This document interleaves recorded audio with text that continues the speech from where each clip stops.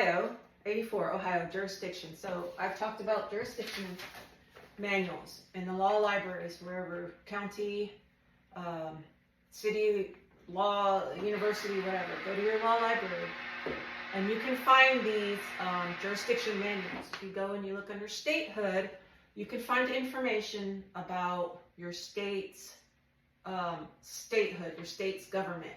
Okay, so I went to the county law library where I'm at, and I found the Texas Jurisprudence Manual, and I looked up, there's a whole bunch of them, I looked up the one for statehood, and then I got the description of statehood.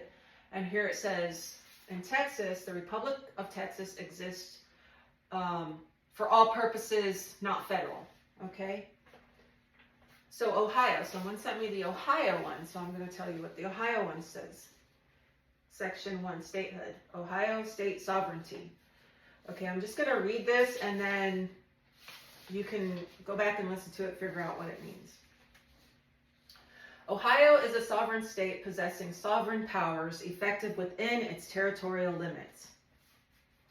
Under any government of limited powers, sovereignty is a supreme power which governs the body politic.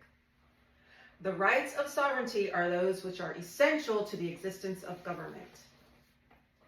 The authority of the state is supreme, and in all public undertakings, the state is the proprietor. Thus, the sovereignty of the state in respect to its courts extends over all the state, including municipalities, whether governed by charter or general laws. Furthermore, a municipal legislative authority cannot subject the state or any of its agencies to the laws of the municipality in the absence of express authority, statutory authority granted by the legislature. The sovereignty of the state resides in the people, not in the persons who fill the different departments of the government. In other words, sovereignty abides with the constituency, not the agency. The people are sovereign, but collectively and not as individuals. I never claimed to be a sovereign citizen. And here it says you cannot be a sovereign citizen. You're one of the many sovereign, one of the collective, one of the constituency. Okay, so section 2. This is what the government has power to do. Distinctions between sovereignty and other concepts. Limitations on exercise of power.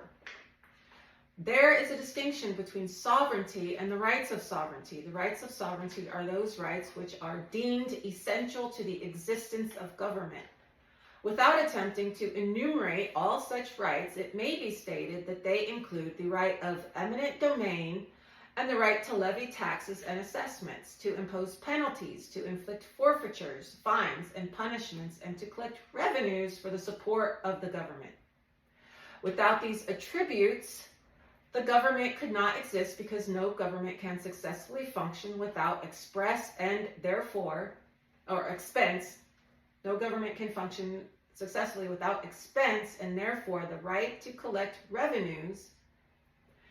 And no government can long endure without enforcing its authority and therefore the right to impose fines, penalties, and punishments.